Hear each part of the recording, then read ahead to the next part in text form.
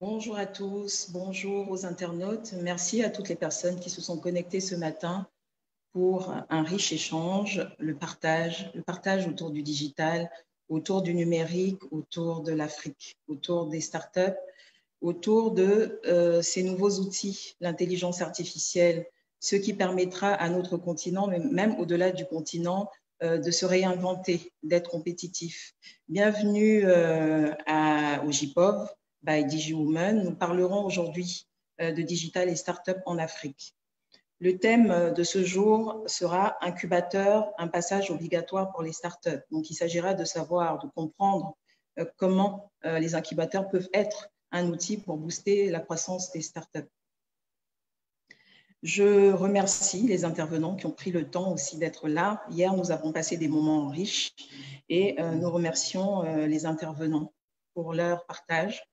Pour demain, je vais donc vous annoncer la journée qui nous attend demain. Demain, nous nous retrouverons de 12h à 14h et nous aurons pour intervenants Dominique Dran, Douglas Biandou, Tariq Mounim, Régis Tadé et Madame Christine Soro sous le thème « Les financements innovants pour les startups ». Avec nous aujourd'hui, nous avons 5 intervenants, des intervenants de talent, de qualité. Je rappelle aux internautes qu'il est important de suivre, de vraiment suivre parce que ce qu'ils vont nous apporter n'a pas de prix. Avec nous aujourd'hui, Monsieur Dominique Dran qui est responsable innovation à la Banque Poste à Paris, en France. Monsieur Dominique Dran, bienvenue. Je vous laisse vous présenter aux internautes. Merci. Je suis dans le domaine bancaire depuis 32 ans déjà. J'ai travaillé au Crédit Agricole, au Crédit Municipal de Paris. J'étais un spécialiste des moyens de paiement et j'ai rejoint la Banque Postale en 2006 à sa création. Je suis un spécialiste de la banque de détail, la banque qui s'occupe des particuliers principalement. Voilà, donc j'ai fait pas mal de fonctions dans le domaine bancaire, en marketing, en gestion des back-office et puis en animation commerciale. J'ai eu la chance de venir au Gabon de 2013 à 2015 comme DGA de Postbank à Libreville. Donc c'est là où j'ai connu, c'est mon expérience africaine, hein, j'ai vraiment découvert l'Afrique à ce moment-là et ça m'a beaucoup plu. Je rêve d'y revenir. Voilà. Aujourd'hui, je m'occupe de sourcer des startups ici à la Banque Postale en France, à Paris, pour enrichir l'offre de la Banque Postale française. Et donc, j'ai la chance aussi, dans le cadre de ce travail-là, de rencontrer beaucoup de créateurs de startups. Et donc, je vais mettre un petit peu à votre disposition ce que j'ai appris et répondre à vos questions. Voilà, pour faire court. Merci beaucoup. On va s'appeler par nos prénoms parce que le digital n'a pas de protocole. Donc, on va s'appeler par nos prénoms. Merci Dominique pour cette présentation. Je vais me tourner vers Khadijatou Bousougou, qui était déjà présente hier et qui a pu édifier le public sur les éléments juridiques, le cadre juridique concernant les startups. Khadijatou est associé, fondateur et gérant du cabinet B&Law Consulting. Khadijatou, je te laisse te présenter. Bonjour à tous, bonjour aux experts intervenants, bonjour aux internautes. Un remerciement encore à l'organisatrice de ces assises. Donc, je suis Khadijatou Bousougou, conseil juridique agréé, donc fondateur associé du cabinet B&Law Consulting. Alors, B&Law Consulting, c'est un cabinet de conseil juridique. Nous offrons essentiellement de l'assistance juridique aux entreprises, mais aussi aux institutions, à toute structure, à toute personne morale en fait. Alors, notre approche du conseil se veut très sectorielle. Nous avons à cœur en fait d'accompagner les entrepreneurs afin d'allier pour eux en fait les exigences de la compliance, c'est-à-dire la conformité juridique et leur souci de rentabilité. Voilà, c'est une approche qui nécessite quand même d'aller au cœur de ce qu'on appelle en anglais le core business, donc ce qui constitue en fait le noyau dur de leur activité. Merci, Rose. Merci pour Merci. notre Merci, présence. Khadija, pour ces éclaircissements. Il faut savoir que dans tout secteur, le cadre réglementaire est une base. Le cadre réglementaire est une base. Donc, merci, Khadija, à nouveau avec nous en ce jour. Je pense qu'il y a beaucoup d'internautes qui ont encore énormément de questions sur le cadre juridique, notamment concernant les incubateurs. Je vais à nouveau présenter M. Douglas Biandou. M. Douglas Biandou, qui est CEO d'OGIS et fondateur de 10 000 codeurs. Bienvenue à nouveau, Douglas. Merci, Rose. Bonjour à toutes, bonjour à tous. Donc, Douglas Biandou, ingénieur informatique, 20 ans d'expérience dans le développement d'applications et la formation sur la technologie de programmation Java. Entrepreneur avec ce centre de formation OGIS depuis 15 ans et puis depuis bientôt 5 ans dans le projet 10 000 codeurs, l'Afrique poumon de l'industrie mondiale du numérique par sa jeunesse et en particulier par les femmes, comme une des femmes que nous avons accompagnées, Nabounou Diaby, en Côte d'Ivoire. Elle sort d'une région dans laquelle les femmes ne vont pas forcément à l'école et aujourd'hui, elle est non seulement développeur, mais en plus gérante de la filiale ivoirienne d'une entreprise canadienne. À très bientôt. Merci beaucoup, Douglas. Je vais me tourner vers Tariq Mounim, qui était avec nous lors des premières éditions, des JPOV. Nous sommes contents de te retrouver, Tariq. Tariq est DG in One Communication et ambassadeur Hub Africa Maroc. Le Hub Africa a soutenu beaucoup de projets, a incubé, me semble-t-il, beaucoup de projets. Tariq, la parole te revient. Bonjour Rose, bonjour mes confrères, consoeurs, Dominique, Khadija, Loubna, Douglas. Très heureux de vous retrouver autour de cette thématique. Très honoré aussi d'avoir comme marraine Madame Nsessou Nguesso, auquel vraiment son soutien justement à cette deuxième édition et vraiment apporte beaucoup. Et je suis très heureux aussi de savoir l'engouement, l'enthousiasme des internautes qui nous suivent, qui ont suivi déjà la première intervention d'hier, la première journée d'hier. En tout cas, je suis très honoré d'être là avec vous. Et pour moi, les JPOV, c'est vraiment une initiative extraordinaire, nécessaire justement dans ce contexte dans lequel nous vivons, ce contexte de crise pandémique, de permettre de donner justement toutes les informations nécessaires pour que ces jeunes graines d'entrepreneurs, ceux qui sont encore hésitants à pouvoir se lancer, se lancent aujourd'hui. Ces jeunes femmes qui ont des idées plein la tête et de grandes ambitions. En tout cas, nous sommes là pour vous, à votre service. Je vous dire que je suis un agitateur de l'écosystème entrepreneurial et start-up ici au Maroc et aussi sur le continent. Ça fait pratiquement plus de 8 ans qu'on se bat. Hein. On est un peu des soldats, des ouvriers au service de cet écosystème. Et puis, la famille Hub Africa qui est une plateforme des entrepreneurs, des investisseurs en Afrique, a permis de lier, de connecter depuis ces nombreuses années des milliers d'âmes, des milliers d'entrepreneurs qui ont rayonné aujourd'hui, qui rayonnent sur le continent et sur l'international. Hub Africa, c'est un rassemblement de 10 000 entrepreneurs chaque année. On a vu des personnes extraordinaires telles que Christine Soro qui sont passées, hein, on va dire, ça a été le passage obligé pour certains, et grâce à cette initiative, à cette grande messe de l'entrepreneuriat, des initiatives sont nées, et je pense que voilà, l'initiative du DigiWoman est un bébé qui est en train de grandir aujourd'hui. Et voilà, cette famille s'agrandit. Douglas, Loubna, que je connais, toutes ces belles personnes dont je suis très fier de voir le parcours accompli.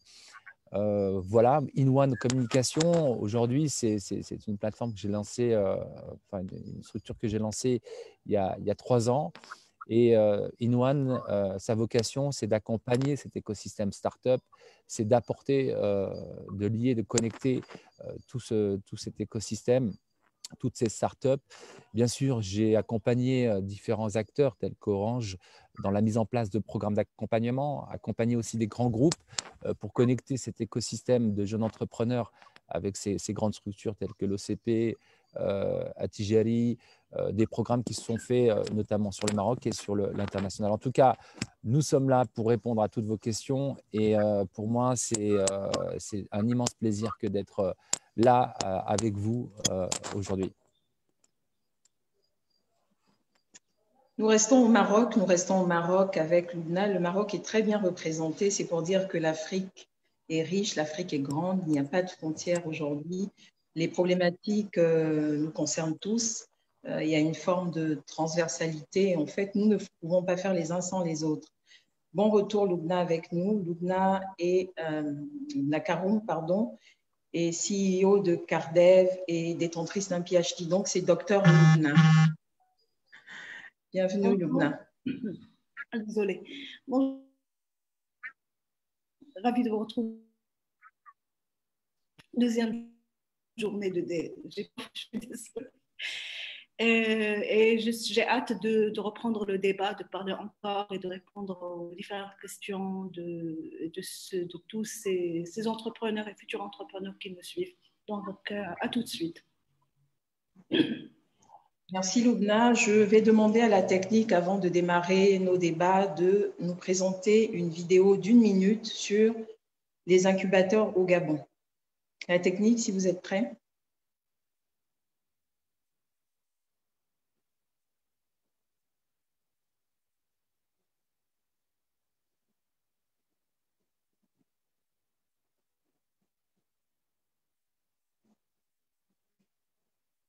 Je vais rappeler néanmoins le thème abordé ce jour.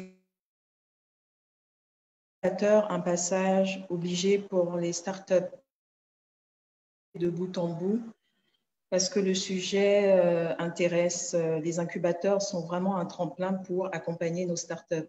Si la technique est prête, qu'elle me fasse signe, sinon nous poursuivons nos échanges.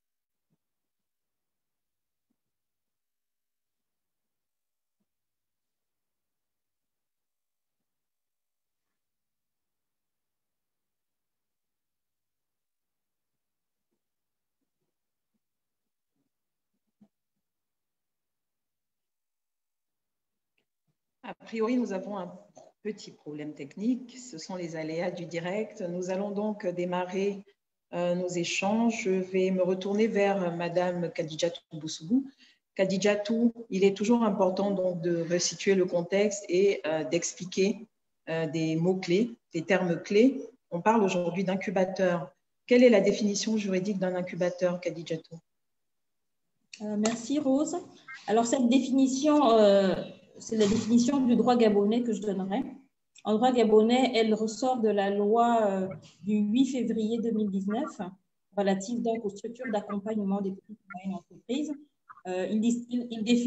Cette loi définit donc les incubateurs d'entreprises comme des structures en amont de la création donc d'entreprises à fort potentiel de développement. Et ces entreprises sont dites technologiques, donc des entreprises technologiques à fort potentiel de développement. C'est là donc la définition donnée par le droit gabonais.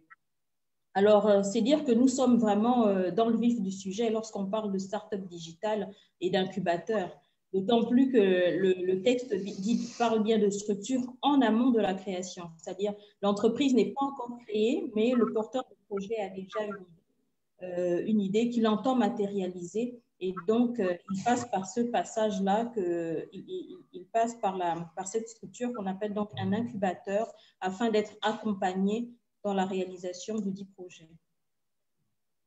Donc, cette définition nous révèle… Je peux continuer? Cette définition nous révèle également autre chose. C'est dire que, étant donné que toutes les entreprises qui intègrent des solutions digitales d'entreprise technologique à proprement parler, les autres structures d'accompagnement méritent également, entrent également dans le champ de notre réflexion du jour. J'entends par là les couveuses d'entreprise, les pépinières d'entreprise auxquelles en fait, et autres même, auxquelles le droit gabonais donne également une définition bien précise. Donc, pour schématiser un peu, dans le cadre de notre réflexion, la société gabonaise, l'incubateur numérique gabonais, la SING, est donc un incubateur d'entreprise au terme de la loi précitée, tandis que IML, par exemple, et l'incubateur multisectoriel de Libreville et GIA Gabon seraient en fait des pépinières d'entreprise ou des couveuses d'entreprise. Voilà. Donc, bon, c'est de la terminologie juridique. On a bien compris que toutes ces structures ont pour intérêt d'accompagner les jeunes pousses, les jeunes entreprises dans leur structuration et dans leur organisation. Voilà.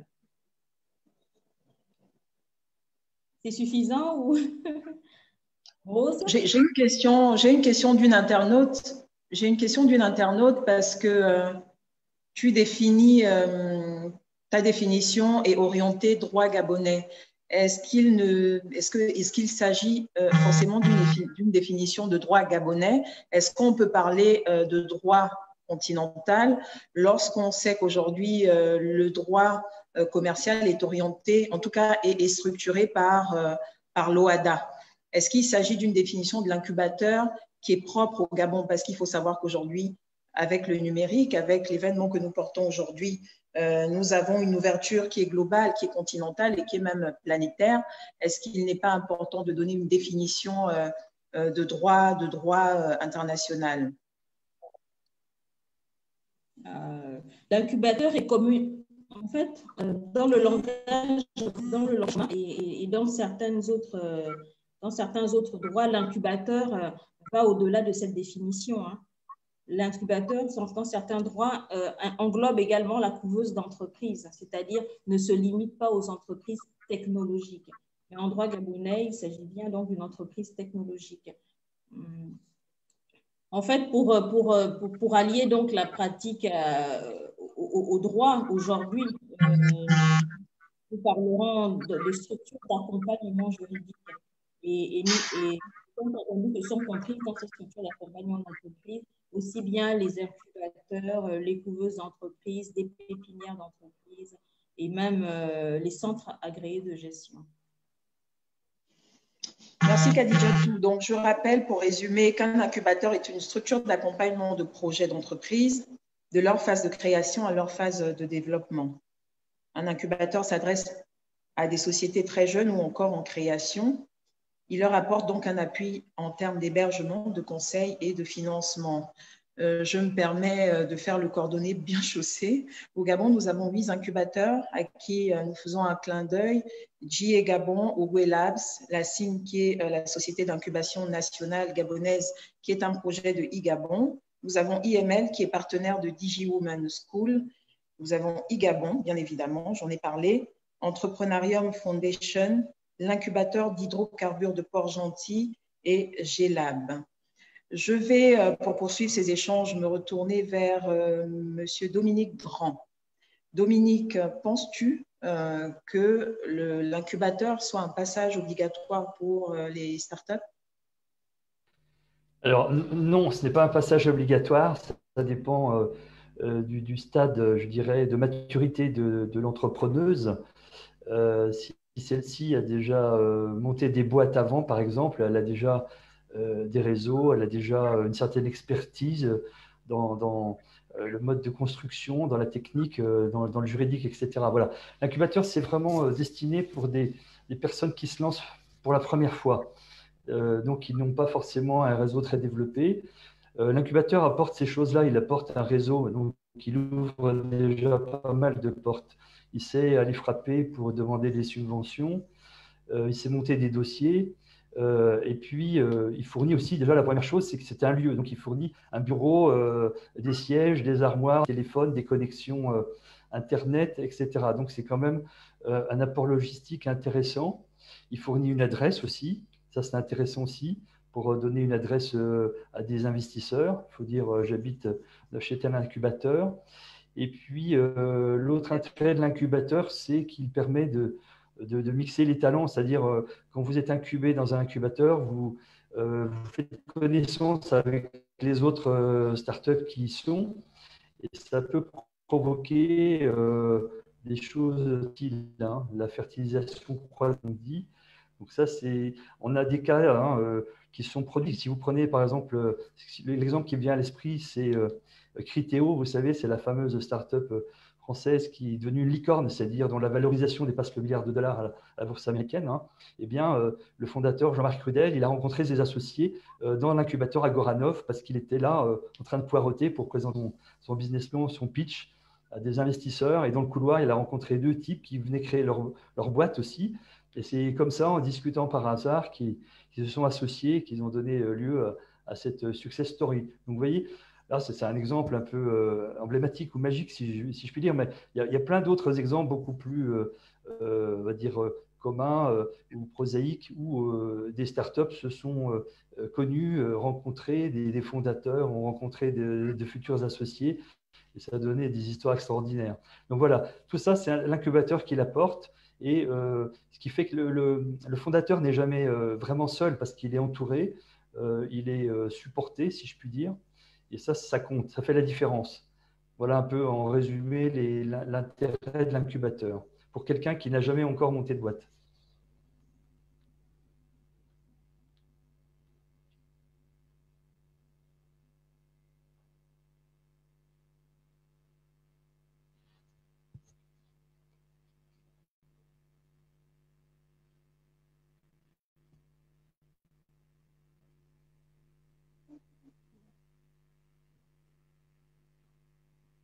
Dominique, m'entend?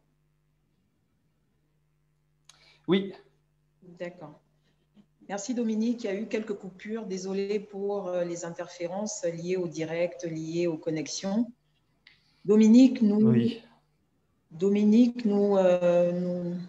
informe que l'incubateur, en tout cas, n'est pas un passage obligatoire. Si je peux faire un résumé de ton intervention, on peut avoir des connexions en dehors d'un incubateur, ces connexions qui peuvent amener à voir des projets se réaliser. Je vais me retourner vers Tariq. Hub Africa est un incubateur, oui ou non? Alors, Hub Africa est un fédérateur. Vous m'entendez? Oui, oui, oui. Donc, merci Dominique pour ton intervention. Hub Africa a joué un rôle de fédérateur des incubateurs. Si je reprends depuis le début, ce qui est important de comprendre, c'est que les incubateurs, quand les incubateurs sont arrivés, il faut comprendre qui sont à la tête des incubateurs. Les incubateurs, c'est la force d'un incubateur, c'est que c'est une structure qui a été initiée par des entrepreneurs. Ce sont généralement des entrepreneurs. Ce ne sont pas des gens qui sont issus de l'administration, ce sont vraiment des entrepreneurs. Ce sont des gens qui étaient déjà sur le terrain et qui étaient confrontés à toutes les problématiques de l'entrepreneuriat. Hub Africa, pour exemple, a été initié par Alioune Gueye, qui est un serial entrepreneur, et Zakaria Fahim, un agitateur entrepreneur aussi, qui a été président du Centre des jeunes dirigeants et président du CJD à l'international. Et dès le départ, on était dans un écosystème qui était complètement, on va dire, déstructuré par le fait qu'il y avait tout un environnement d'entrepreneurs qui n'avaient pas, les informations adéquates venant des administrations, les informations pour construire son parcours d'entrepreneur. Et donc, le rôle de Hub Africa était justement de fédérer tous ces acteurs associatifs, ces acteurs privés et ces acteurs institutionnels pour les mettre entre eux. Donc, ça a été vraiment le point de départ et le succès qu'a fait que Hub Africa a permis de faire naître et de donner un peu, de mettre sur les rails beaucoup de jeunes entrepreneurs qui étaient un peu éparpillés.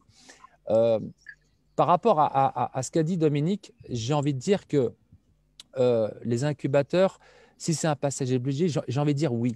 Pour moi, c'est un passage obligé dans la mesure où, effectivement, c'est une entreprise familiale qui a déjà fait pas mal de choses, construit déjà une grande entreprise ou pas nécessairement besoin. Mais pour une start-up qui est innovante, qui est en phase d'idéation, qui a une idée de construction par un projet qui intègre le digital, les applications, l'incubateur peut être vraiment un allié, vraiment un accompagnateur clé. Moi-même, j'ai pu assister et j'ai participé au lancement de l'incubateur Sing à Libreville à travers le lancement des premiers hackathons. La plupart des incubateurs ont commencé à organiser d'abord des événements. Je pense à Startup Maroc, ici un acteur clé de la sensibilisation à travers beaucoup d'événements pour rassembler tous ces porteurs de projets. Et aujourd'hui, au Maroc, je parle du contexte marocain, on a une fédération des incubateurs qui regroupe plus d'une vingtaine d'incubateurs qui a permis aujourd'hui, qui fédère à peu près et qui accompagne à peu près 1250 startups. Pour mon expérience, la plupart des startups qui sont passées par des incubateurs ont réussi à construire leur projet et à pérenniser. Parce qu'on parlait, j'ai vu des questions apparaître par rapport à la vallée de la mort. Et croyez-moi que 9 fois sur 10, 9 startups qui passent sur un incubateur ont réussi leur projet. C'est vrai, l'incubateur a permis d'accompagner, de mettre en liaison des experts techniques auxquels une startup ou un porteur de projet n'aurait jamais pu, ne pourrait pas rencontrer des experts dans le digital, dans l'innovation, dans le coding, non seulement structurer le projet par la mise en réseau avec des entrepreneurs aussi. Si vous allez dans un incubateur, vous allez croiser différentes personnes qui vont d'un expert, d'un coach, d'un entrepreneur. Et c'est ça qu'apporte aujourd'hui un incubateur, qui est utile dans notre contexte africain, parce que moi, j'ai suivi un peu ce qui se passait et je suis ce qui se passe en Europe. On n'est pas dans la même configuration. Pour moi, j'ai envie de dire, un start-upper, un entrepreneur dans notre contexte africain, c'est d'abord un entrepreneur. C'est un jeune entrepreneur qui arrive avec une idée. Donc, il doit connaître toutes ses bases, que ce soit construire son business model. Et je pense que les incubateurs ont permis d'aider beaucoup de startups qui, même à un moment donné, se sont cassés la gueule dans leur projet, mais se sont ralliés à un autre start-upper, à un autre porteur de projet, en laissant son projet de côté, ils se sont ralliés parce qu'ils apportaient une compétence et aussi un contact qui fait que humainement, ils ont adhéré à ce projet. Et en fait, on a vu pas mal d'équipes se créer dans les incubateurs. De mettre leur téléphone. Ça va, il n'y a pas d'interférence? Vous m'entendez? On t'a perdu un moment, mais on t'entend. On t'a perdu un moment, mais on te laisse clôturer pour résumer, 5-10 secondes. Pour résumer, moi, je suis un partisan de dire que l'incubateur est pour moi, n'importe quelle start-up qui porte un projet doit connaître les incubateurs existants. Aujourd'hui, on a une chose extraordinaire, c'est qu'on a des incubateurs qui sont spécialisés par thématique. Aller vers des incubateurs qui sont plus ou moins centrés, que ce soit dans l'environnement, dans des clusters numériques, dans des sujets qui sont plus dans l'agritech. On a aujourd'hui en Afrique des incubateurs par thématique. Sectoriels. Et suivant son projet, il est important de les connaître, d'important d'aller les rencontrer, de connaître qui sont les instigateurs de ces incubateurs, de connaître un peu leur parcours. Et croyez-moi, on a tout à y gagner. Tout à y gagner à aller voir, à aller rencontrer ces incubateurs.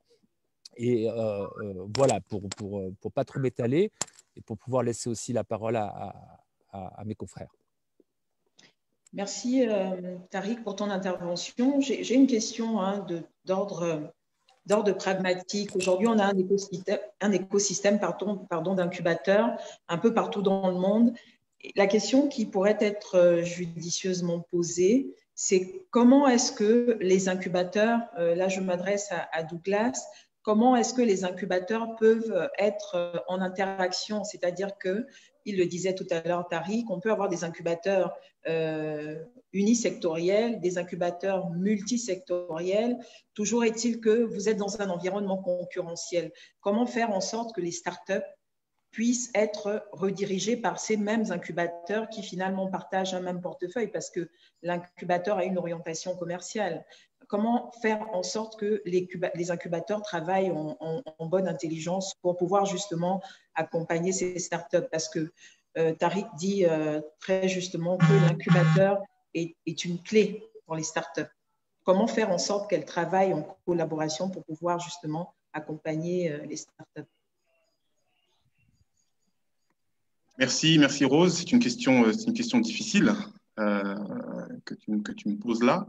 Je vais essayer de donner des éléments de réponse ainsi qu'apporter en fait une proposition qui est celle de 10 000 codeurs pour une nouvelle relation avec les jeunes du continent qui veulent entreprendre. Comme l'a dit Dominique, l'incubateur n'est pas essentiel. Il est nécessaire pour ceux qui démarrent. Quelqu'un qui est isolé, qui est chez lui, il doit rompre l'isolement. Rompre l'isolement avec un incubateur, c'est une bonne option. Avec l'incubateur, et là je reprends ce qu'a dit Tariq, il va trouver un entrepreneur ou une équipe d'entrepreneurs qui a connu les mêmes problèmes que lui, qu'elle, et qui va commencer un début de réponse, commencer par un lieu. Il y a aujourd'hui beaucoup d'incubateurs qui sont des lieux physiques dans lesquels les jeunes peuvent venir pour avoir une connexion Internet, pour avoir un bureau. Ces incubateurs, pour la plupart, proposent d'autres services.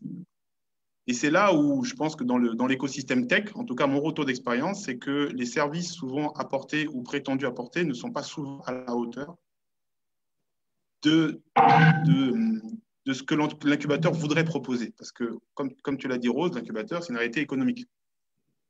Donc, il propose des services, mais moi, je me rends compte, hein, ça c'est de mon point de vue, de mon regard, je pense que Tariq pourra peut-être être plus précis. Souvent, les incubateurs sont plus des espaces de coworking que vraiment des incubateurs au sens où le jeune, quand il vient, il veut être accompagné potentiellement sur un prototype, il veut être accompagné sur du juridique, il veut être accompagné sur du financier.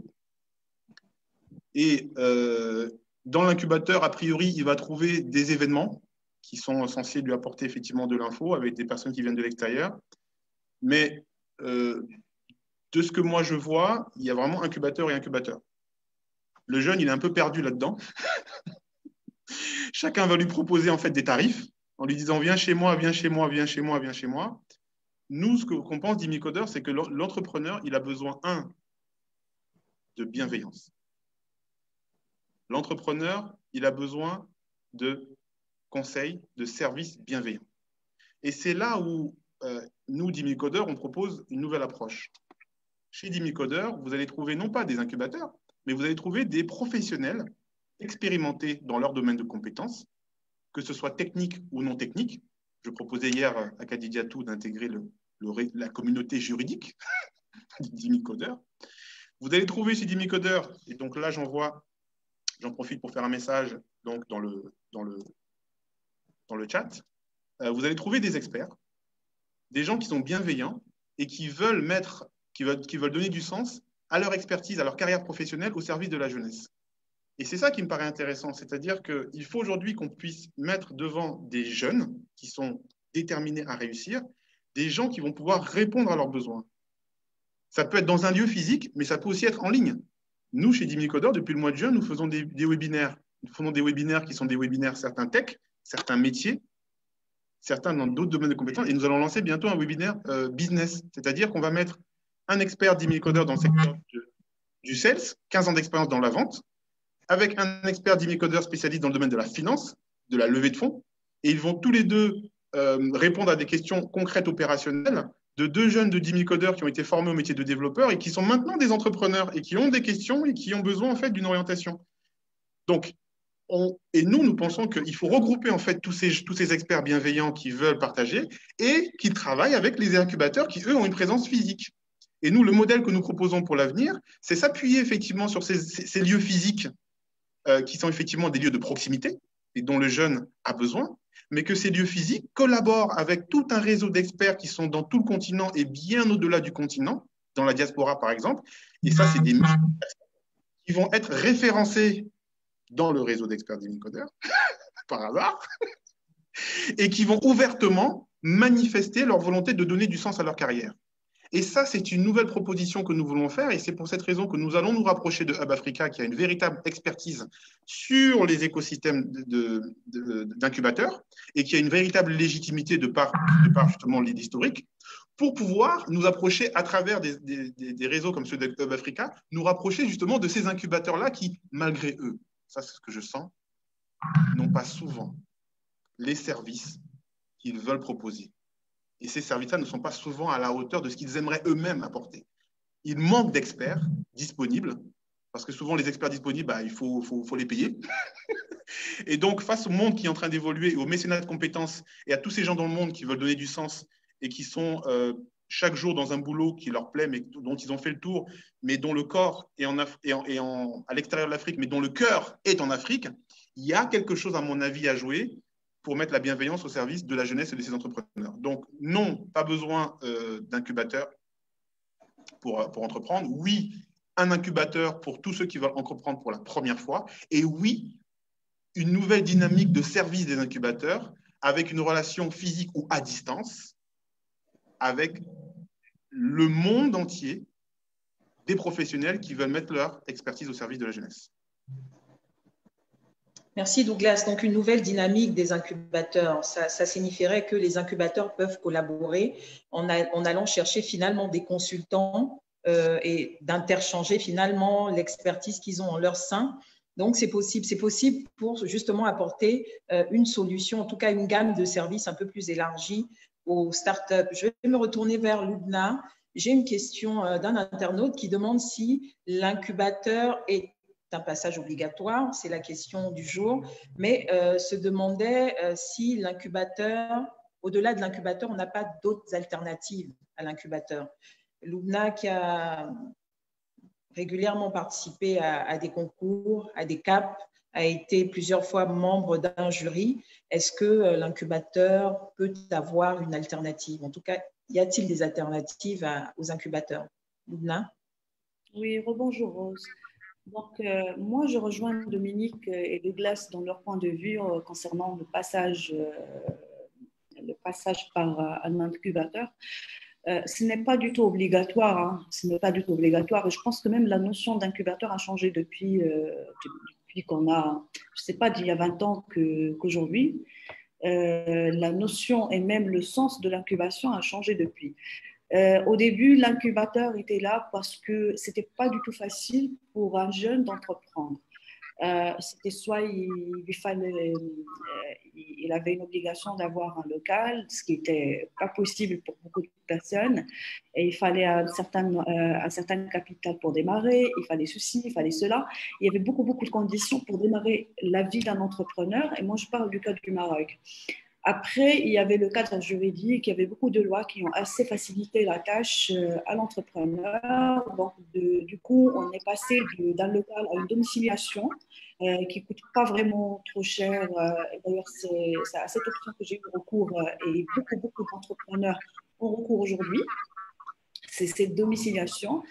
Il y a même le capital social qui a été revu vers la baisse. Donc, aujourd'hui, on peut créer une entreprise au Maroc à partir de 10 euros, sans dirhams. Donc, il y a beaucoup de contraintes qui ne sont plus d'ordre aujourd'hui. Et moi, je rappelle que je parle encore du Maroc.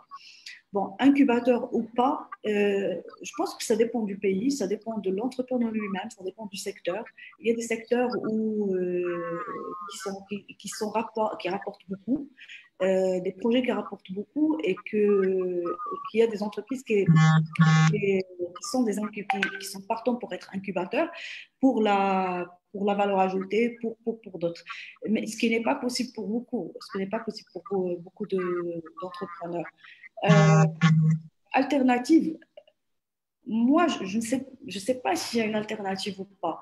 Je pense qu'il y a une certaine responsabilité de ces entrepreneurs. Et là, je rejoins aussi Tarek quand il a parlé de la personne qui est à la tête d'un centre d'incubation, c'est qu'il doit vraiment être un entrepreneur, un vrai, parce que c'est facile de venir aujourd'hui de parler de l'entrepreneuriat alors qu'on n'a jamais été entrepreneur de notre vie. Et c'est ce qu'on voit malheureusement aujourd'hui. On voit par exemple des personnes, des cadres, des fonctionnaires, parce que c'est un domaine où il y a aussi beaucoup de programmes gouvernementaux, il y a aussi beaucoup de fonds, il y a pas mal de choses, et donc du coup on trouve de toute sauce dans ce domaine-là, malheureusement. Et ça devient tellement administratif que ça n'aide pas du tout l'entrepreneuriat ni l'entrepreneur. Des fois, ça peut être un obstacle pour un jeune entrepreneur. Je pense qu'il faut revoir déjà l'incubateur. Bon, on parle d'incubateur, c'est comme une pépinière. On accompagne une petite plante jusqu'à ce qu'il devienne une grande plante qui est capable de se protéger, de grandir, d'avancer toute seule. Et je pense qu'en général, on s'est éloigné un petit peu de ce concept-là. C'est devenu maintenant un truc automatique, un modèle à poursuivre, à appliquer un peu partout, sans même prendre en considération, et là je vais revenir à ce qu'on avait dit hier, à aller aux spécificités de chaque pays, à son contexte, que ce soit juridique, économique, social, environnemental aussi. Et donc, alternative, moi je dis que n'importe quelle entreprise qui va se lancer dans l'entrepreneuriat, son rôle aussi, c'est de trouver une alternative, c'est de taper à toutes les portes.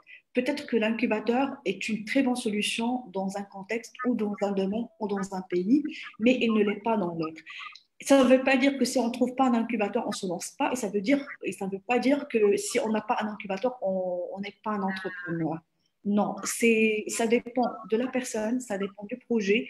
Et puis, je vais rappeler encore une fois qu'un entrepreneur, c'est beaucoup de persévérance, c'est un travail, c'est un combat, donc il doit trouver les alternatives lui-même en fonction de ce qu'il a et de ce qui se présente. Voilà.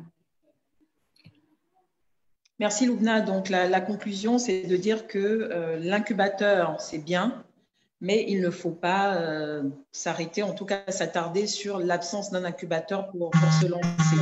Je rappelle… excuse-moi, Rose, tu sais, on n'est pas là pour donner des solutions miracles ni de réponses fermes à toutes les questions des internautes et des personnes qui veulent se lancer dans l'entrepreneuriat, à mon avis. On est là pour partager notre expérience, chacun dans son domaine. On a du vécu, ça ne veut pas dire aussi qu'on n'a pas réussi, on a traversé le fleuve et c'est bon, c'est fini pour nous. Pas du tout. On est en train d'apprendre aussi et on est en train de partager ce qu'on a vécu avec eux pour qu'ils puissent aussi se lancer et après voilà. Mais je pense qu'on n'a pas de recette magique à donner, à partager.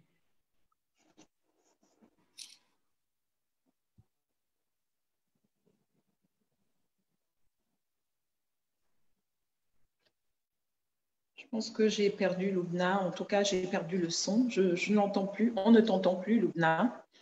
Je rappelle… Non, c'est bon, c'est bon. D'accord, merci.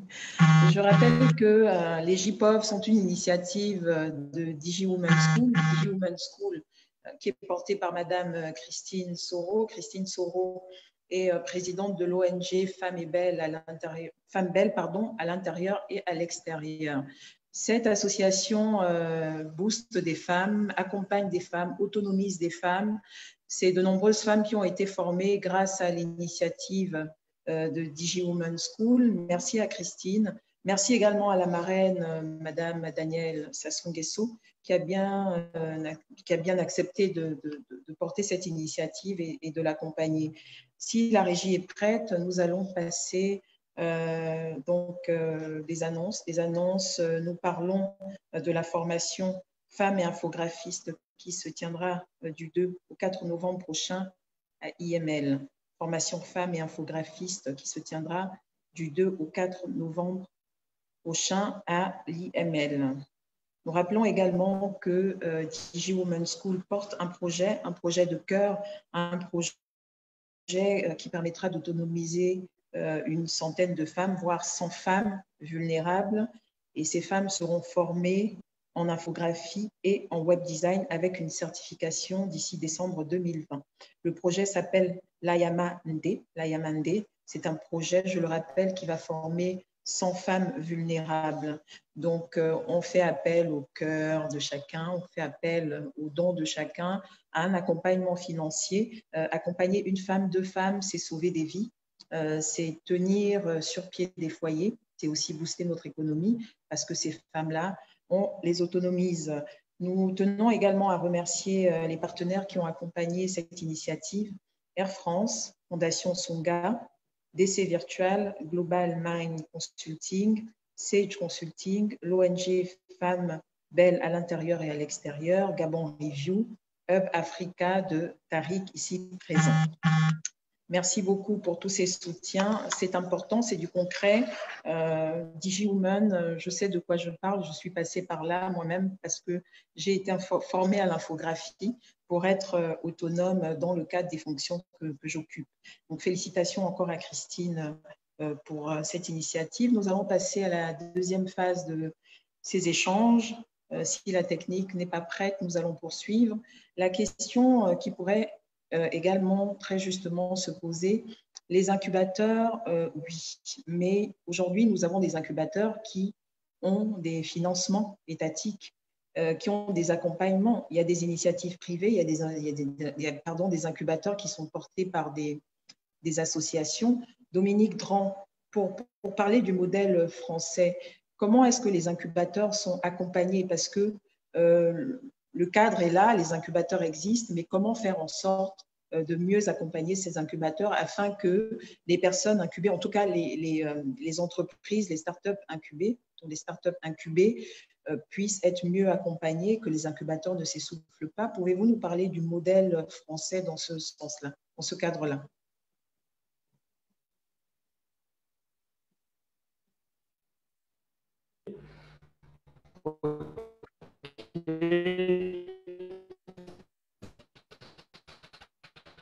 En France, ce que je peux constater, c'est qu'il y a beaucoup d'incubateurs. On a sûrement des milliers d'incubateurs ici.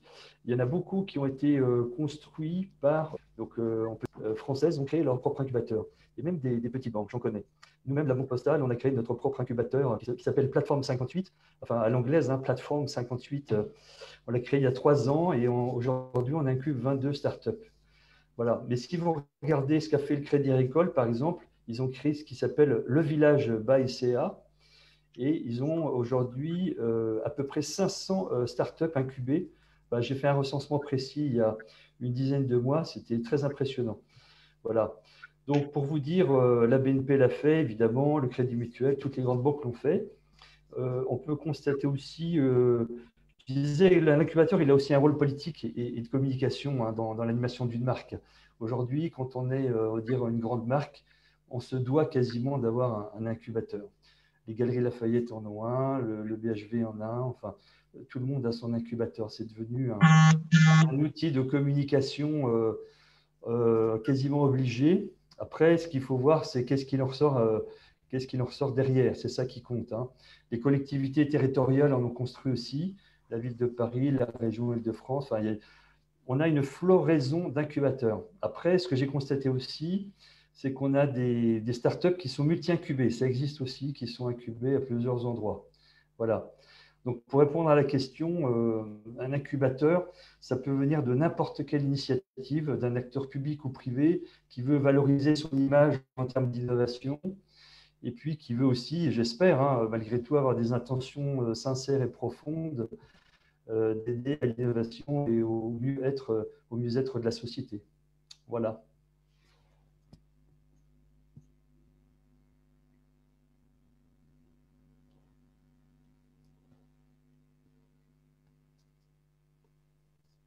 Merci Dominique. J'ai une question pour Khadijatou Bousougou. Khadijatou, les incubateurs, pour le cas du Gabon, ne sont pas forcément créés dans un cadre réglementaire. Est-ce qu'il y a un cadre réglementaire pour la création d'un incubateur? Parce qu'il est important que lorsqu'une start-up intègre un incubateur, il faut en fait un statut juridique de la structure qui nous accompagne. Est-ce que finalement, l'incubateur qui n'est pas réglementé a comment dire, a une valeur pour l'entreprise qu'elle incube, la start-up qu'elle incube. Je ne sais pas si je me fais comprendre. Est-ce que la start-up qui intègre un incubateur qui n'a pas été créé dans un cadre réglementaire a une légitimité? J'ai bien compris la question, Rose. D'emblée, je répondrai non. Si tant est que cet incubateur n'a pas été créé dans un cadre réglementé, ou plutôt en respectant la réglementation, forcément, elle devrait interpeller en fait les autorités le contrôle, en tout cas des autorités de tutelle. Mais bon, je pense qu'il y a beaucoup de choses qui se disent également, et je serais très mesurée sur le fait qu'il existe des incubateurs qui n'ont pas été créés dans un cadre réglementé, d'autant plus que la loi gabonaise a toujours prévu un texte concernant les structures d'accompagnement des entreprises. Alors, la terminologie concernant ces structures d'accompagnement n'a pas toujours été la même en fonction des époques.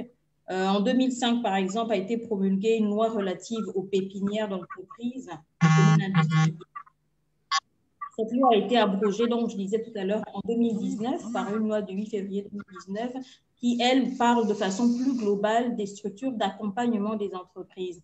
Et cela inclut donc les incubateurs, les couveuses d'entreprises, les pépinières d'entreprises, les domaines industriels. Alors, je disais tout à l'heure que pour la bonne compréhension de notre propos par les internautes, il convient donc il est peut-être plus simple d'utiliser le incubateur ou alors l'expression de structure d'accompagnement. Étant entendu que toutes ces structures d'accompagnement, en tout cas, visent le même objectif, celui en fait d'accompagner les jeunes entrepreneurs, les jeunes porteurs de projets dans la structuration, l'organisation de leur entreprise, également la mise en réseautage, le partage d'expériences, donc beaucoup d'échanges et parfois aussi donc une aide au financement. Voilà, ce dernier critère d'ailleurs d'aide au financement n'est pas obligatoire, mais il est utile et il est surtout appelé par les entrepreneurs. Voilà, donc je préfère en fait présumer que la plupart des incubateurs existants au Gabon, il n'y en a pas beaucoup déjà, ont été constitués conformément à la loi. Maintenant, il faut savoir qu'il y a deux types d'incubateurs, ceux qui sont sous tutelle publique et ceux-là qui sont donc issus d'une initiative privée. Mais il existe bien un cadre réglementaire et ce cadre réglementaire existait il y a plus d'une décennie déjà. Voilà. Donc, mais je crois comprendre ta préoccupation.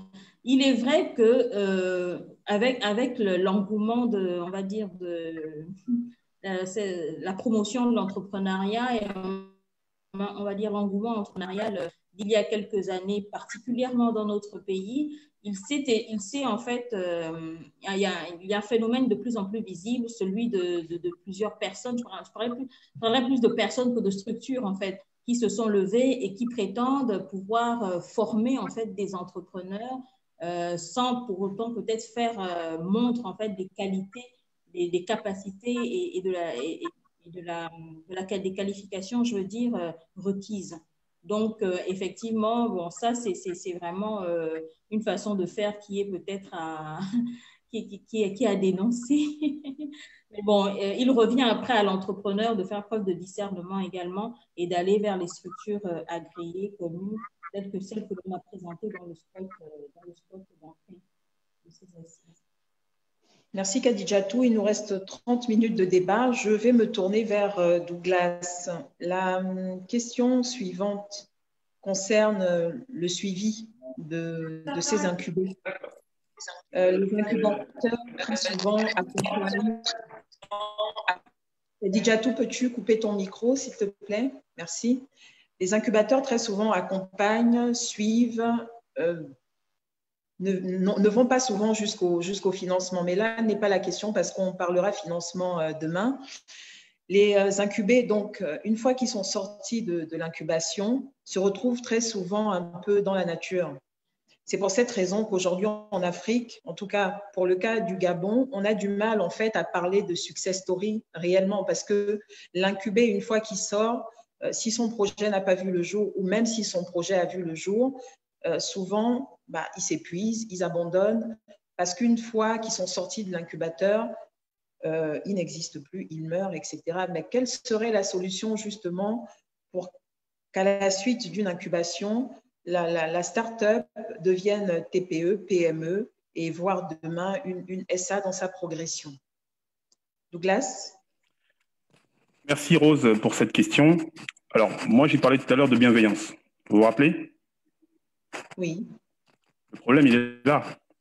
C'est qu'il y a le monde capitalistique, il y a les réalités économiques de l'incubateur, et puis il y a la trajectoire en fait du jeune qui vient, démuni, seul, livré à lui-même, inconscient en fait des réalités de l'entreprise, et il doit être accompagné.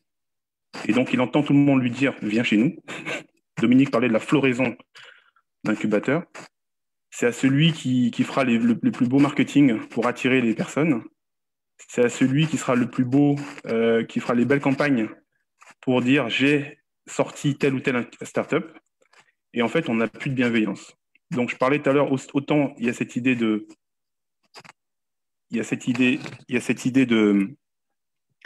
on n'a pas besoin de lieux. Ce que les jeunes veulent, c'est des gens bienveillants. C'est simple. Les jeunes veulent des gens bienveillants. Nous, chez Dimicoder, on peut vous raconter l'histoire des gens qui sont sortis de chez nous. Je peux vous raconter l'histoire de Yann, que nous avons formé au Congo-Brazzaville il y a 5 ans, et qui aujourd'hui, il est architecte solution du plus grand opérateur de télécom du Congo-Brazzaville. Et Yann, aujourd'hui, il a sa page sur Dimicoder. Et Yann, aujourd'hui... pardon? Vous le suivez donc? Oui, on le suit, c'est indispensable. Est-ce que Dimicoder, on est un incubateur? Non, on n'est pas un incubateur. Est-ce qu'on est un centre de formation? Non, on n'est pas un centre de formation. On est juste des gens qui sont bienveillants et qui voulons donner un sens à notre carrière professionnelle en devenant des grandes sœurs et des grands frères pour la jeunesse africaine. Ça, c'est important. Donc, le suivi, il est là parce qu'on est bienveillant et qu'on prend du temps et que c'est bénévole. Donc, la dynamique qu'il faut injecter dans ce monde de la tech en Afrique ou dans ce monde des startups en Afrique, c'est de la bienveillance. C'est aussi simple que ça. Parce que ça prend du temps d'avoir des gens compétents qui suivent un jeune dans les différentes phases de son entreprise. Ça prend du temps de pouvoir accompagner, donner les meilleurs conseils. Mais si on le fait pour donner un sens à sa vie, du coup, ça prend tout un autre angle. Et nous attirons chez Dimicoder des professionnels, entrepreneurs ou pas, qui veulent donner un sens. Et on leur dit, écoutez, devenez un partenaire de système de Hub Africa, devenez en fait un intermédiaire de JPOV. Est-ce que JPOV est un incubateur? JPOV est en train de donner des conseils à des centaines et des milliers de personnes en direct. JPOV est en train de mettre autour de la table Dominique qui est bienveillant, Tariq qui est bienveillant, Loubna qui est bienveillante, Kadidiatou qui est bienveillante, Rose qui est bienveillante. Ça, c'est intéressant, ça, c'est impactant. Est-ce que JPOV a un statut d'association? Est-ce que JPOV a un statut d'incubateur? Je ne sais pas. Mais à un moment donné de la vie des personnes qui sont en train de nous écouter maintenant, JPOV joue un rôle. Et JPOV veut donner chaque année la parole à des experts bienveillants pour donner des conseils. Ça, c'est intéressant. Donc, je pense que le sujet du juridique ou pas juridique, d'administratif, pas administratif, il n'est pas là. La question, c'est est-ce que quand on va se lever le matin, on va être content de pouvoir apporter de la lumière dans la vie des jeunes du continent, qu'ils veuillent être employés dans le secteur du numérique, qu'ils veulent être entrepreneurs, quelle que soit la trajectoire qu'ils veulent avoir. Ça, aujourd'hui, c'est un petit peu cette thématique que chez Dimicoder, on veut apporter. Et je pense que ça va apporter un bol d'oxygène énorme dans le monde de l'entrepreneuriat, un bol d'oxygène énorme dans la vie des jeunes. Et ça va refaire une nouvelle donne pour une Afrique poumon de l'industrie mondiale du numérique. Alors, désolé de vous quitter, j'ai une contrainte. Malheureusement, je dois absolument vous quitter. Merci encore à Rose. Merci à Christine Soro. Voilà, Christine Soro qui, pour moi, est un peu sortie de nulle part. Elle est venue me chercher. Elle m'a dit, Douglas, il faut qu'on bosse ensemble. J'ai vu son énergie. J'ai dit, waouh. Et donc, moi, je serai toujours là parce que cette bienveillance-là, elle n'a pas de frontières. Je serai toujours là pour JPOV. Je serai toujours là pour la jeunesse africaine. Et voilà. Merci. Dédicace au frère Tariq. On se retrouve demain. Dédicace. À bientôt. Bye bye. À demain, Douglas. Douglas, ramène la question de l'accompagnement des incubateurs aussi sur la notion de l'empathie, finalement de l'abnégation. C'est de bien accompagner avec le cœur, c'est de suivre.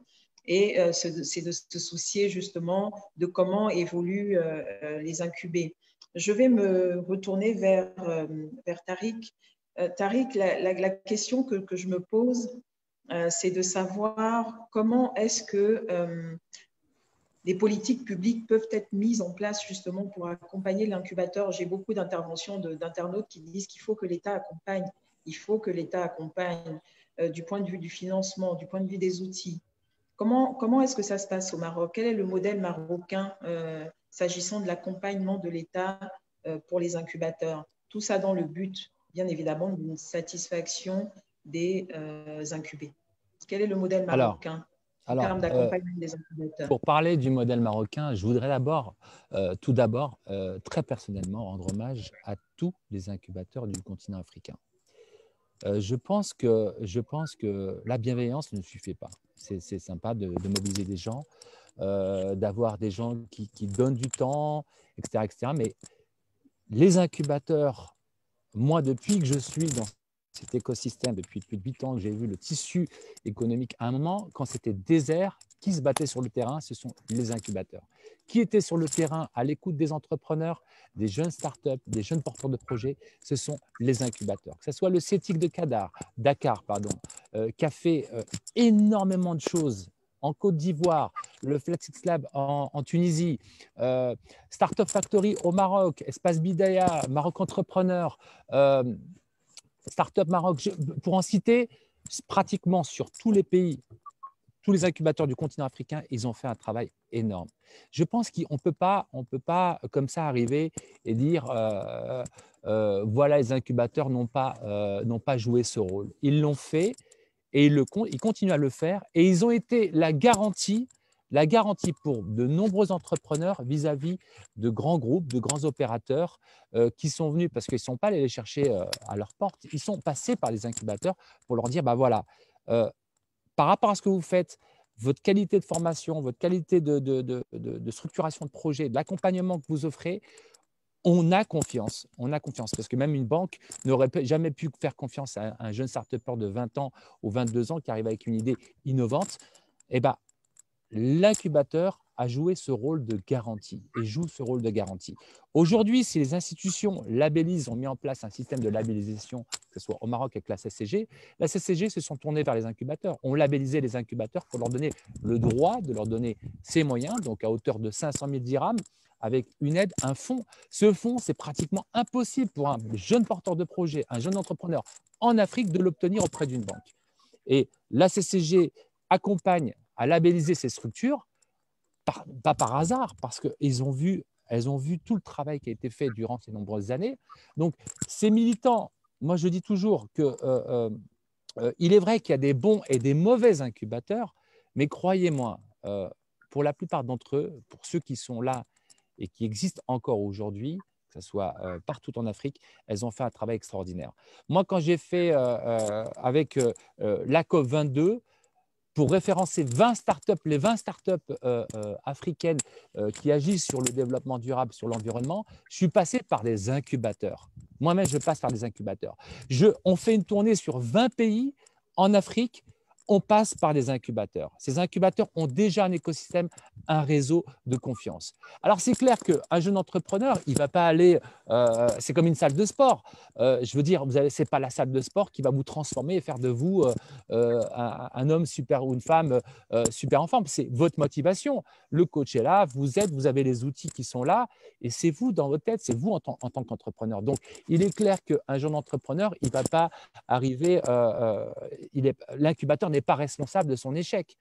Un incubateur joue ce rôle, met en place des outils, apporte de la formation, apporte de la sensibilisation pendant de nombreuses années. Et croyez-moi, à l'époque où les ministres ou les institutions ne connaissaient rien, ce sont les incubateurs qui ont vulgarisé cet écosystème et mis en lumière ces projets innovants à travers, bien sûr, ces compétitions.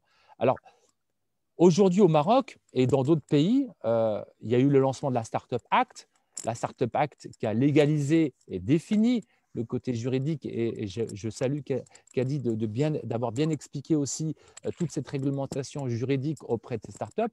Le Startup Act aujourd'hui est en train de naître et récemment au Sénégal, en Côte d'Ivoire, un peu partout. Et j'espère qu'il arrivera aussi au Gabon avec cet appui étatique. Et aujourd'hui, il faut le faire.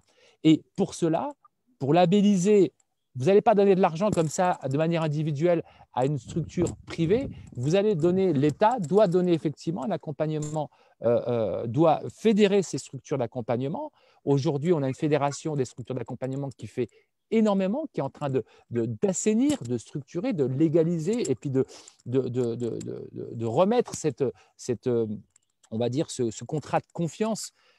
Si certains ont peut-être mal agi ou peut-être eu un business model en louant des espaces comme un mi-espace de coworking, en louant des espaces à des startups qui n'avaient pas les moyens, je veux dire, voilà, ces gens-là, il faut les écarter. Maintenant, il y a des structures d'accompagnement, je pense à JA au Gabon, qui a été un appui extraordinaire pour nous. Et aujourd'hui, on a DigiWoman qui va être un formidable aussi incubateur. Donc, le rôle, pour moi, le rôle de l'État, le rôle de l'État aujourd'hui, c'est de donner, d'aider ces structures d'accompagnement, ces incubateurs à se structurer, à se fédérer et de mettre en place des fonds pour leur donner et de mettre en place, comme on l'a fait ici avec un statut de labellisation, des commissions où on va octroyer des fonds de 100 000 à 500 000 dirhams pour ces jeunes startups. Mais je pense que vraiment, il faut pas on n'est pas là pour faire le procès des startups aujourd'hui, enfin des incubateurs aujourd'hui. Je pense que les incubateurs, c'est pour moi, proprement dit, pour moi personnellement, c'est un jeune entrepreneur qui a une solution innovante, qui a un projet innovant, doit aller à la rencontre, doit aller rencontrer, s'asseoir et voir un peu comment fonctionnent ces incubateurs qui sont, comme l'a dit Lumna, ces instigateurs de ces incubateurs, comprendre et participer à ces programmes de formation qui sont le plus souvent gratuits. Il faut le dire, on ne paye pas pour rentrer chez un incubateur. Et ces gens-là vont vous mettre en relation avec des grands groupes, ces gens-là vont vous former, ces gens-là vont vous mettre en réseau avec d'autres startups. Et pour briser cet isolement que beaucoup de jeunes entrepreneurs ont, moi je pense aussi notamment à ceux qui sont dans des zones reculées, et ben aujourd'hui, un incubateur qui est à Agadir ou à Dakhla ou dans d'autres zones, c'est super important. Alors effectivement, le digital avec le Covid aide d'avoir des personnes en réseau, mais rien ne changera sur le terrain d'avoir des personnes qui sont là à votre écoute 24 heures sur 24. Moi, j'ai vu dans des incubateurs des coachs être disponibles 24 H sur 24 H qui ne comptent pas le temps.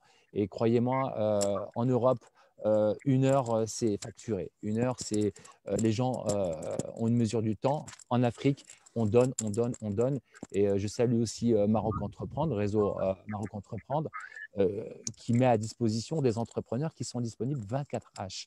Donc voilà, je pense qu'il faut mesurer. Il faut mesurer. Je ne dis pas, on est d'accord comme tous que ce n'est pas l'incubateur qui va faire la réussite de l'entrepreneur.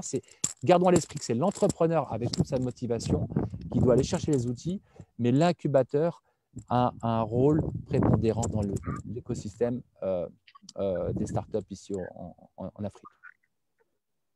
C'est l'entrepreneur donc qui doit aller chercher les outils au sein de l'incubateur et l'incubateur est là pour accompagner. Je retiens également que pour toi, Tariq, enfin, je pense que ce n'est pas ta propre pensée, mais l'État doit être garant et l'État doit accompagner parce que, in fine, c'est tout un écosystème entrepreneurial qui s'organise et cet écosystème dont font partie les incubateurs, dont font partie les associations, dont font partie les organismes internationaux, doivent absolument collaborer parce que toute cette dynamique d'accompagnement, toute cette dynamique de soutien, de financement converge vers l'accompagnement de nos entreprises, de nos startups, de nos TPE, de nos PME, de nos grandes entreprises pour un résultat de croissance économique. Je vais passer la parole à Lumna pour son mot de fin. Il nous reste 10 petites minutes.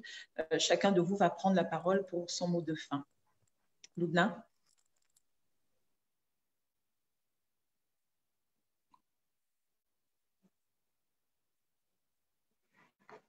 Loubna m'entend?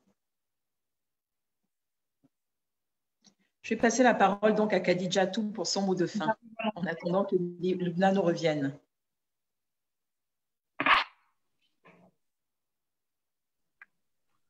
Rose, merci. Alors, le thème du jour concernait donc les incubateurs et nous nous sommes posé la question de savoir si le passage pour une start-up par un incubateur est obligé. Alors, à cette réponse, la plupart des intervenants ont répondu non. Non, ce n'est pas un passage obligé pour les start-up, mais vivement conseillé, car l'incubateur est un échange de partage et de réseautage. On y dispense des formations gratuites par des experts d'ailleurs. Nous avons eu déjà l'occasion de dispenser d'ailleurs des formations relatives au statut juridique afin d'aider en fait les jeunes entrepreneurs à choisir de la façon la plus pertinente possible en fait la forme juridique qui conviendrait en fait à leur projet. Donc oui, il s'agit donc elle permet de mettre à disposition des jeunes entrepreneurs des moyens logistiques, surtout nous parlons ici surtout d'incubateurs technologiques, donc concernant des projets axés sur le digital. Nous pouvons donc, au regard de ces avantages que présente l'incubateur, nous pouvons conseiller vivement donc, aux jeunes start-upers, on va dire, de passer par la phase incubateur ou du moins de ne pas se priver de bénéficier de temps à autre actuellement des formations dispensées au sein des incubateurs. Voilà, donc le volet financement des incubateurs est à mon sens également très important. Ce sera le sujet de demain et je ne serai pas parmi vous. Je voudrais simplement noter que c'est une question vraiment importante et il conviendrait donc d'y apporter une attention particulière.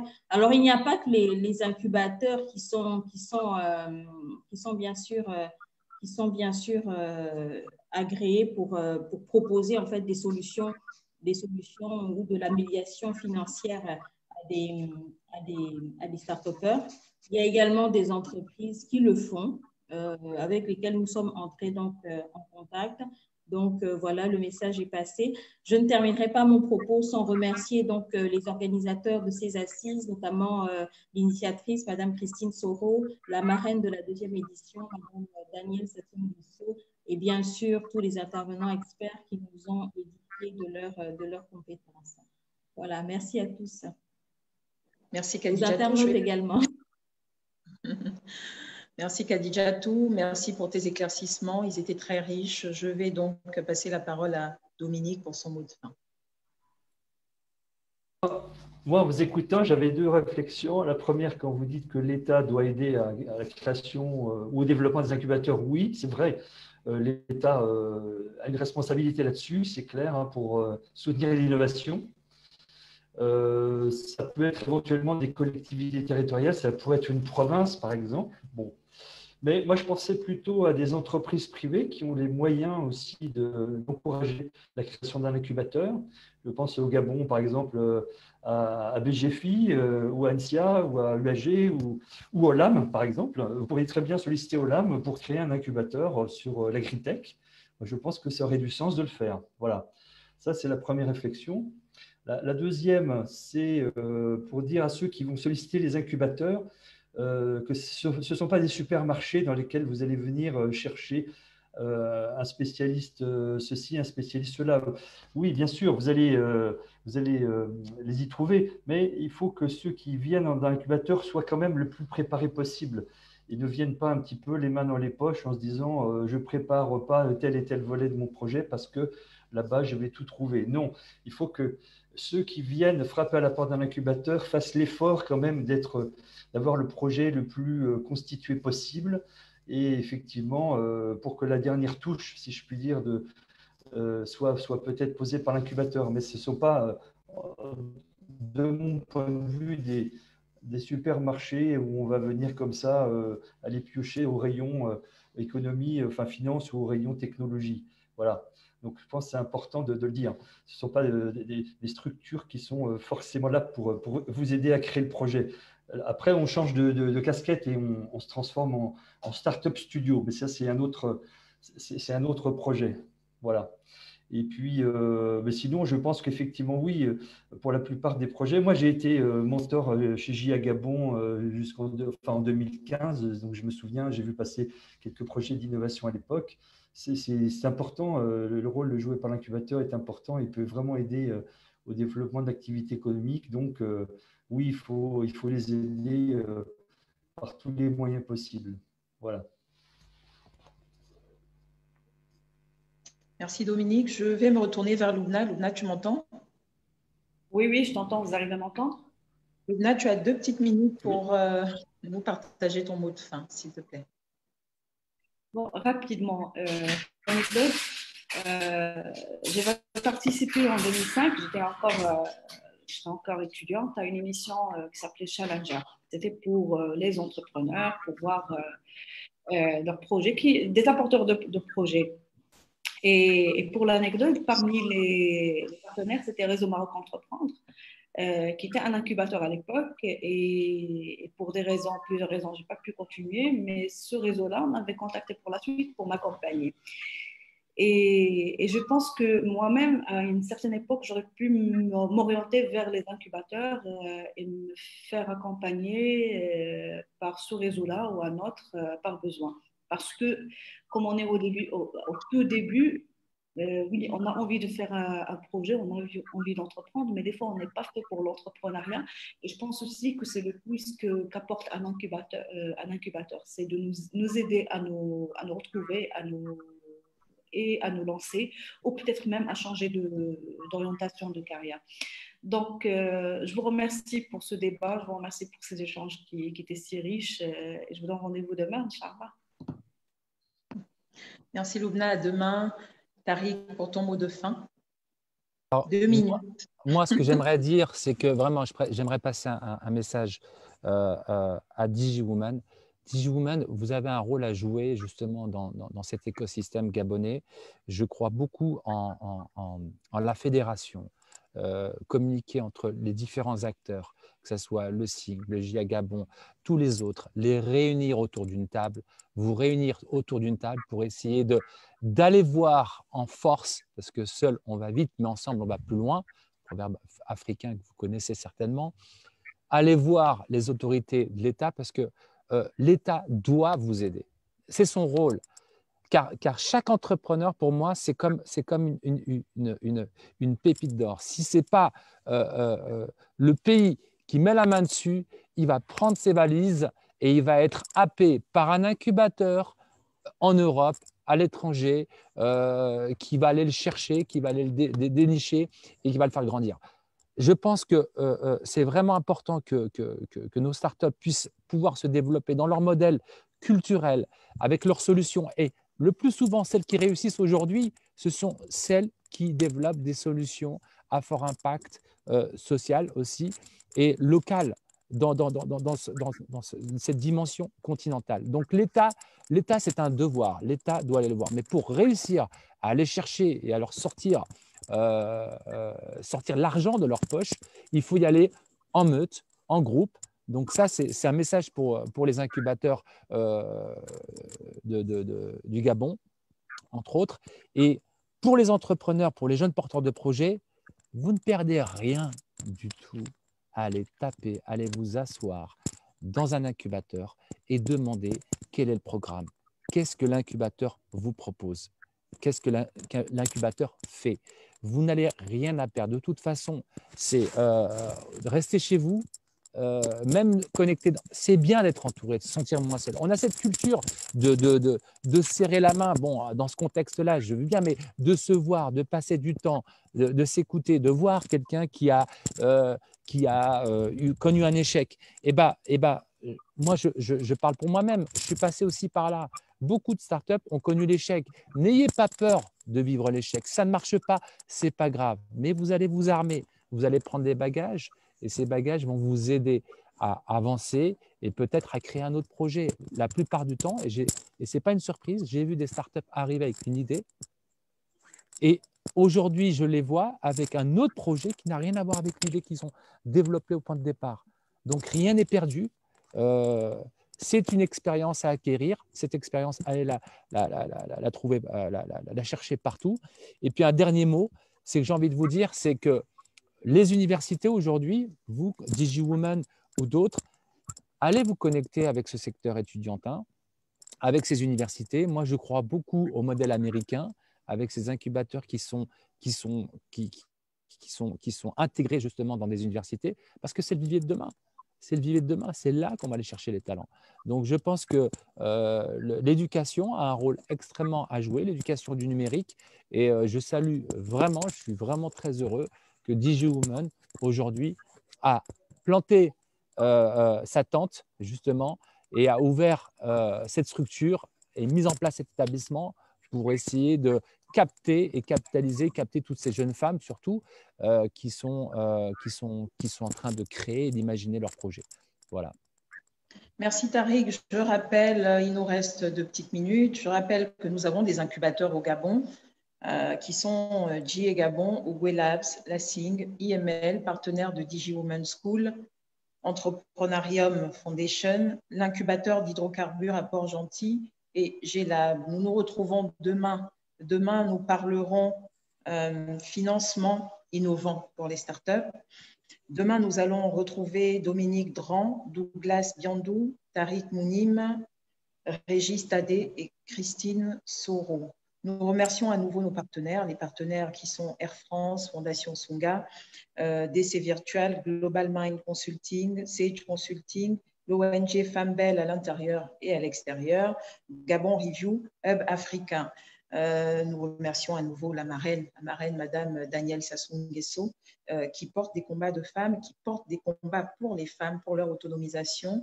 Nous avons hâte de nous retrouver à demain. Merci à tous les internautes qui nous ont suivis. Les débats peuvent se poursuivre via la plateforme de DigiWoman School sur la page Facebook. Merci encore et à demain à tous. Merci.